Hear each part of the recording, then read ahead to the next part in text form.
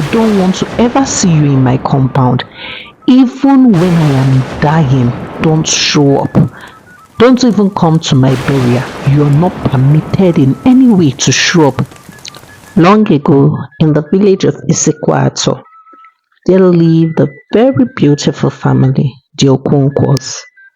Mr. Ifeanyi Okonkwo is a pastor in the All Gospel Church, and he does not attend town's meeting. He believed it was something that was against the word of God. He called it worldly gathering. Mr. Ifeanyi is a very strict man, and he always wanted his children to live in a particular manner, as he told them that they can't attend birthday parties, as they always play worldly song in a birthday party. Mr. Ifeanyi forced them to live right according to the will of God. Mr. Ifeanyi is married to a beautiful lady, Ozioma. Ozioma, who is a teacher in the community secondary school. Ozioma taught biology. Ozioma is a very beautiful lady and greatly admired by all her students. They love her simplicity, the way she dressed, the way she handled her classes. She was always given an award for being the best teacher in the school. Ozioma cared for each and every one of her students. She carried them along in all manner.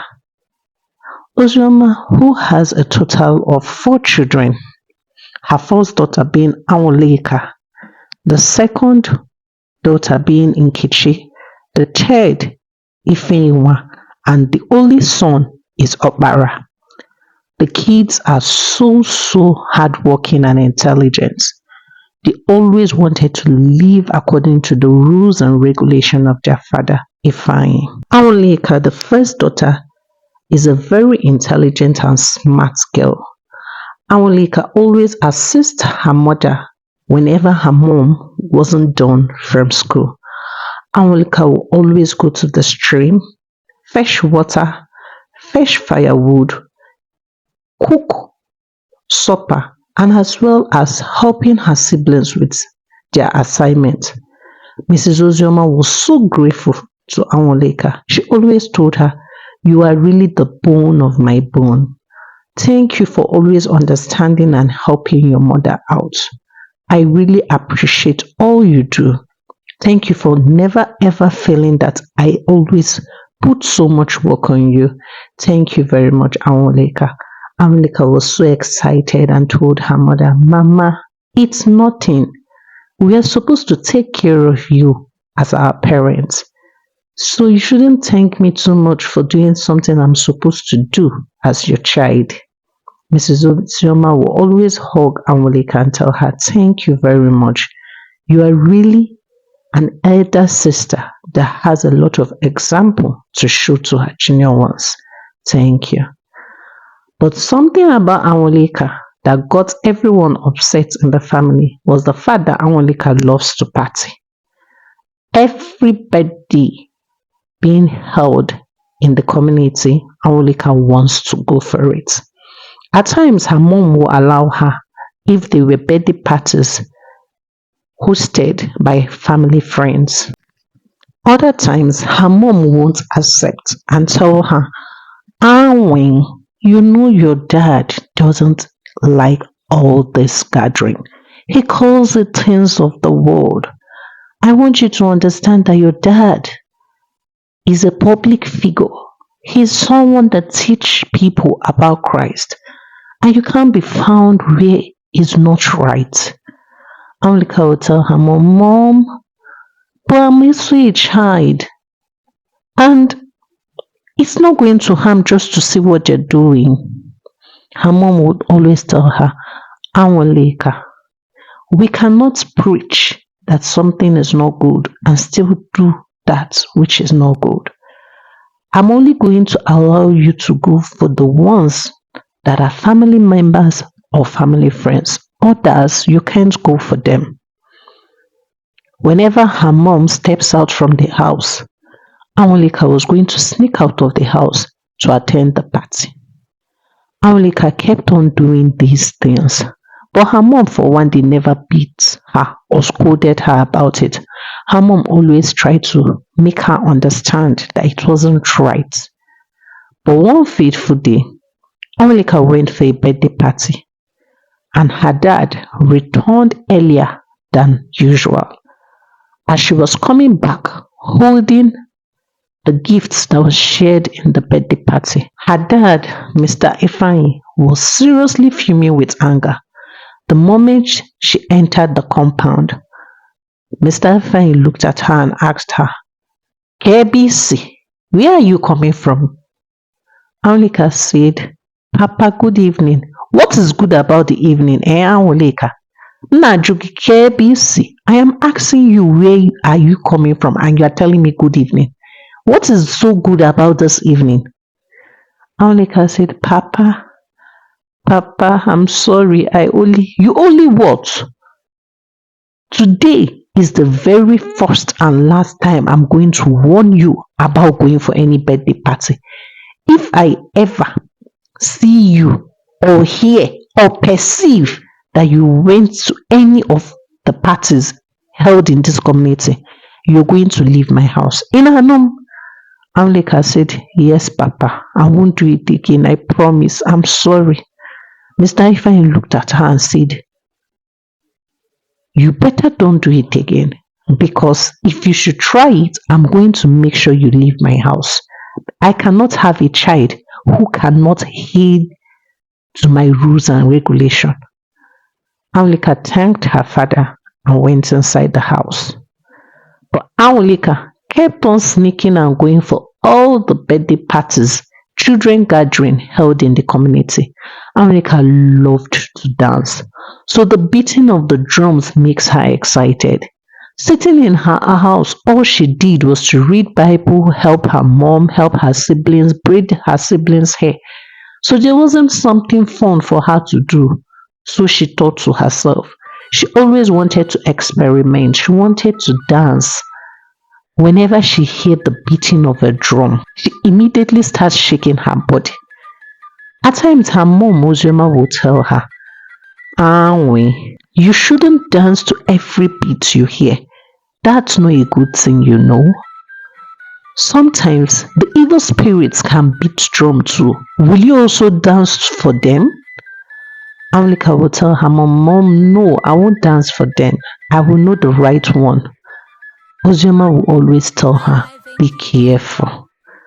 Be careful. You know your father is a very strict man and he takes his words very seriously. Please and please avoid going to all this occasion.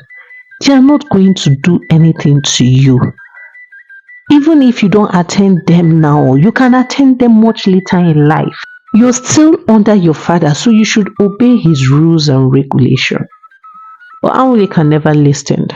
The days her both parents were not around, she leaves her siblings at home, locked the door and tell them, "I will come back in 30 minutes time." She will quickly run to any event being held in the community, peep, dance, shake her body and quickly return. She kept on doing this and getting away with it. Even the day her mom caught her mom, who wanted to beat her, decided not to and told her that she's preventing reporting her to her dad, knowing fully well that her dad was going to be angry, but Awolika should stop her behavior. Awolika said, "Okay, Mama," but Awolika did not stop. One fateful day, Mr. Ifeanyi went for an evangelism program in a different community, the community called Oba. Mr. Ifeanyi was to spend a total of 3 days in Oba, and during those 3 days, Awolika had 2 birthdays to attend to. Awolika successfully attended the first birthday and was so excited as she was able to go for the birthday and return even before her mom could return from the church for that evening. Mr. Ifeanyi carried out his evangelical duty perfectly, and on the second day, when they were done, he decided to return home. knowing fully well that he had nothing else to do in the community of Oba.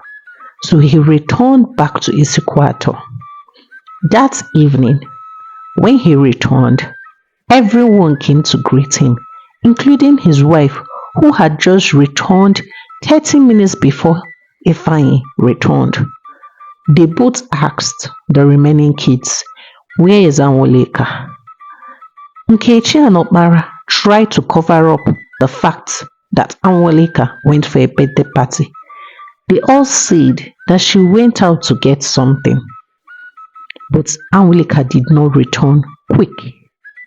Mr. Ifeanyi was so angry. He sat outside waiting for Anwoleka, and it started raining. The moment Anwoleka ran into the compound, drenched with water, she saw her father looking at her, his eyes wide open. He was so angry, and he asked her, "Anwoleka, kebisi?" She knew she had gotten into a big trouble, as her father hardly called her by her full name. She stood there stammering, "Papa, Papa, Mse, Kamje, Isikije ebe." "Where did you say you're coming from, Anwoleka?" Mr. Ifeanyi asked, seeing her holding the sweets and other things they had given to her from the birthday party. Mr. Ifeanyi was so upset. Immediately, he stood up and took a stick close to him. Anwoleka thought her father wanted to beat her, so she ran towards the gate. But Mr. Ifeanyi did not raise the stick to beat her. Instead, he drew a line and told Anwoleka that he had separated the house. She is not permitted to cross over the line he had drawn to the other part of the house, that she is now on her own. Anwoleka knelt down, pleading with her father, "Papa, I won't do it again. I promise this is the last time." Mr. Ifeanyi looked at her and said, "I did not kill my parents. You cannot kill me. I am a man of God. I teach people to be right. So why can't my own child be right?" And he told Anwoleka, "Today marks the end of our relationship as father and daughter, as I am no longer your father. I have disowned you as a daughter. The Bible said, if your right hand will cause you to sin, cut it off. I am cutting you off, Anwoleka, before you cause your remaining siblings to behave like you. I don't want to ever see you in my compound. Even when I am dying, don't show up. Don't even come to my burial. You are not permitted in any way to show up in my home. You are no longer part of us." Anwoleka knelt down, begging her father, "Papa, I promise not to do it again. Papa, please, just one last time." But all her tears fell on deaf ear. Even after Mr. Ifeanyi had entered into the house, his wife Uzioma and the remaining kids knelt down, begging him, "Please have mercy on her. It's seriously raining and the thunders are seriously echoing. Have mercy on her." All their pleas fell on deaf ear, as Mr. Ifeanyi had made up his mind. Mrs. Uzioma was not also permitted to step out to bring Anwoleka. So she sat down close to her husband, kept on pleading with him, "Please have mercy. She is part of us. She is our daughter." Mr. Ifeanyi looked at her and said, "If she's part of us, if she's our child, then she should learn to listen when we speak." Mrs. Uzioma prayed in her heart that Anwoleka was going to go to her sister's place to stay, so that the next day she could go and visit her. That night, Anwoleka went to her auntie's place, Auntie Ugochi, and she explained everything that had happened to her auntie. Her auntie, who was upset with her but also tried to calm her down, clothed her and made a warm bath for her. When she was done having her bath and eating food, Auntie Ugochi told Anwoleka, Anwoleka, I am really disappointed in you. You're a very smart lady. You know you have pushed your father towards the wall, and that is why he is doing this to you. But I know he's going to forgive you. He just wants you to be afraid so that you won't repeat it next time. But that wasn't the case. Mr. Ifeanyi actually disowned Anwoleka as Anwoleka came back the next day and pleaded with her father, and her father chased her away with a very big cane, telling her, if I ever see you in this compound, you're going to die in my hands. So Anwoleka left and never returned. Anwoleka went to her auntie's place, Auntie Ugochi. She started staying with Auntie Ugochi. Her mom, Mrs. Ozioma, always tried to visit. Her siblings always came around at the end of school for each day so that Anwoleka could assist them with their assessments. Anwoleka was heartbroken. She couldn't believe that her father was going to go to this length just for attending birthday parties. That Sunday, when they all went to church, Anwoleka's auntie, Auntie Ugochi, does not attend the church, so she wasn't able to go to her father's church. She followed Auntie Ugochi to Auntie Ugochi's church. In All Gospel Church, after the choristers had finished ministering, it was time for Mr. Ifeanyi to climb the pulpit and preach the gospel. And he noticed that everyone was murmuring, seriously murmuring, as they all heard what he had done to his daughter, Anwoleka. Instead of Mr. Ifeanyi to be bothered, he started singing a song. Will you be ready when my Lord shall come? Will you be ready when my Lord shall come? And the congregation joined him and started echoing, I will be ready, ready. And he said, praise the living God. And they all shouted, hallelujah. Then he told them to sit down and he started preaching. I know you all are judging me for what I did to my daughter. I did that so that she will understand that we are Christians. And whatsoever Christ does not like, we the children of God are not supposed to do it. Didn't Christ chase the people selling in the temple? The congregations said yes, Christ did. And he also added, didn't the word of God say that whatsoever part of our body that causes us to sin, that we should cut it off? The congregation echoed, yes, sir. And he said, now, do you think I went too far? No one could say anything as he was their leader and they couldn't be the judge. After the service for that day, everyone went home in twos and in threes, murmuring and talking about what had happened in the church. A lot of them were confused as he is a man of God and he should choose to show mercy over being upset. Other ones couldn't figure out what was wrong about going for birthday party. But all they did and all they said, no one summoned the courage to talk to him. But as time went on, the children all grew. Anwoleka left Isikwato as Auntie Ugochi was no longer in Isikwato. Auntie Ugochi has moved from the village and gone to the big city. So Anwoleka was staying with Auntie Ugochi as her daughter, as Auntie Ugochi got married and still couldn't give birth. So she took Anwoleka as her child, as she has been the one taking care of Anwoleka from her secondary school after her dad had chased her out of the house. Auntie Ugochi felt like Anwulika was a blessing in disguise to her, as she didn't have a child of her own. She took care of Anwulika with every fiber in her.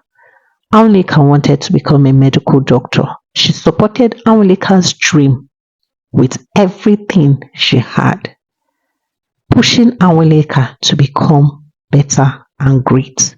But Anwulika never forgot her parents. Anwulika kept on trying to reach out to her parents.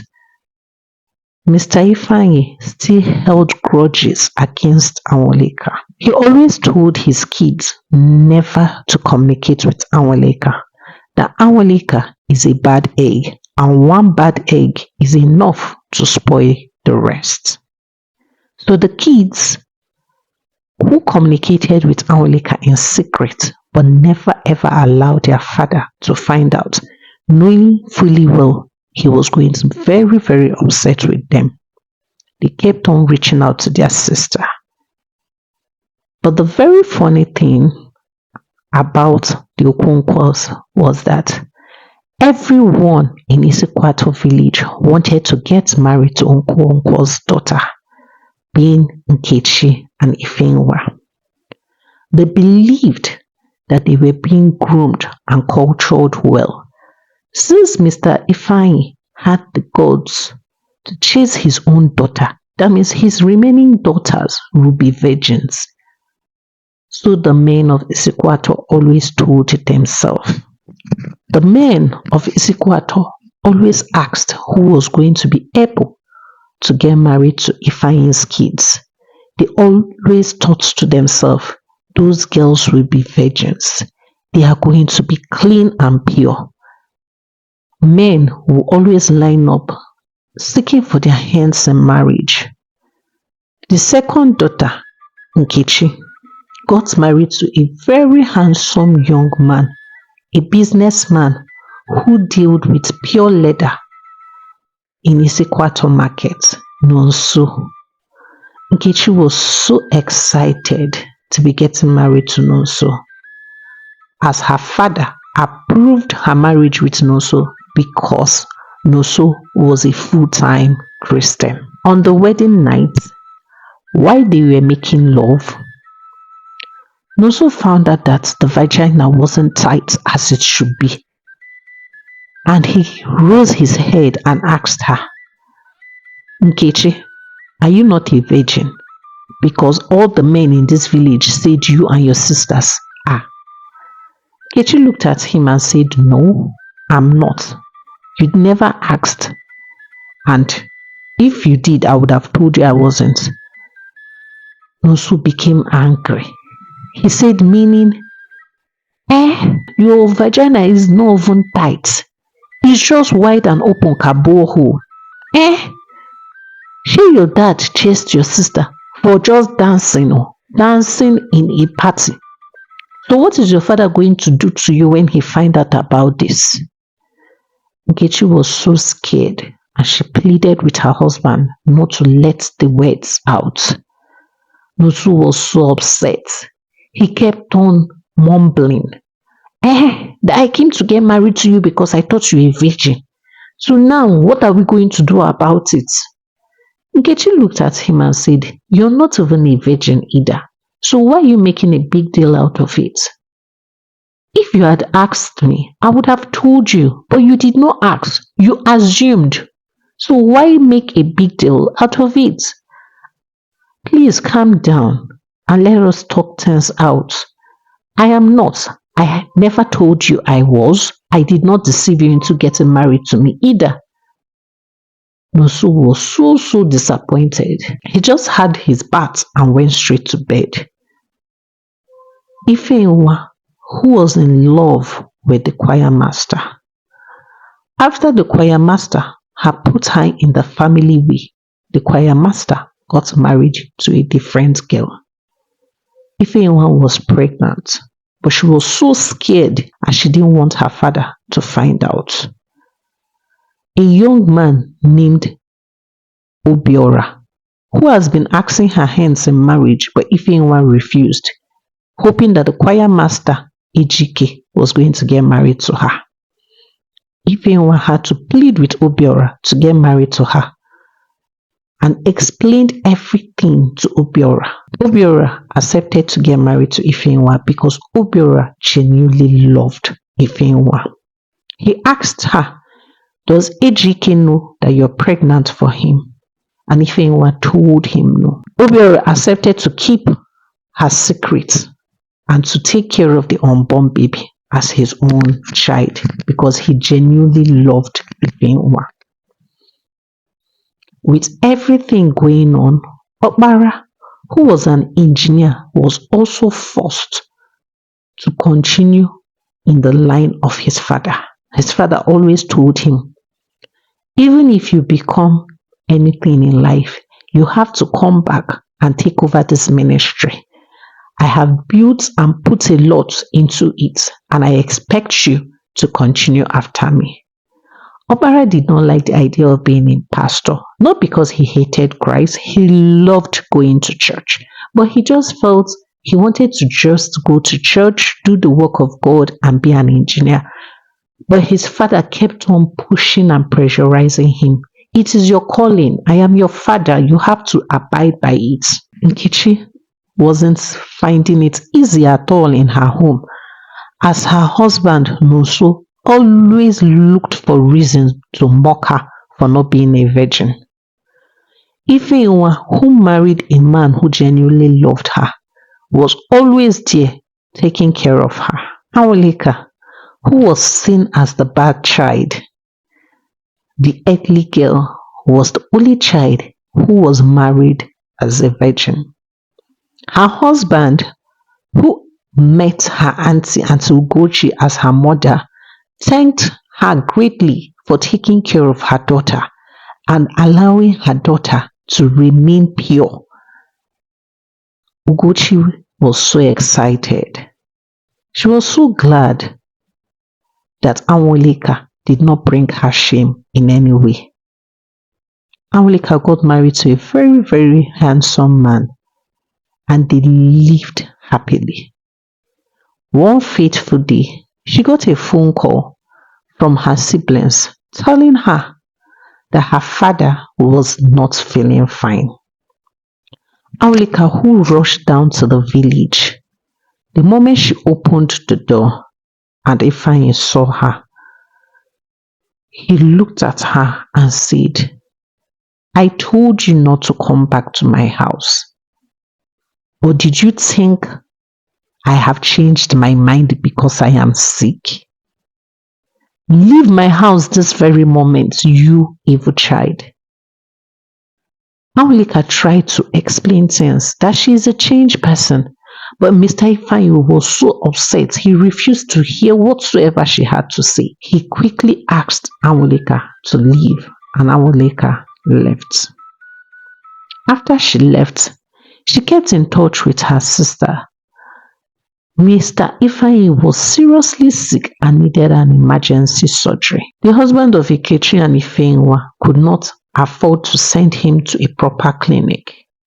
Even with the money Okpara had, it wasn't going to still be enough, as Mr. Ifeanyi needed an emergency surgery.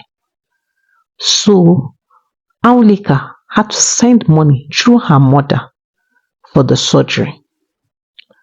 When Ozioma told her husband that they have gotten money for the surgery, the proud Mr. Ifeanyi asked her, "Hope that money is not from Awolika, because if it is from Awolika, I reject it. Don't use it for me." Mrs. Ozioma had to lie, as she really wanted to save her husband, and she told him, "No, it is not from Awolika. It is my pension money that was paid to me."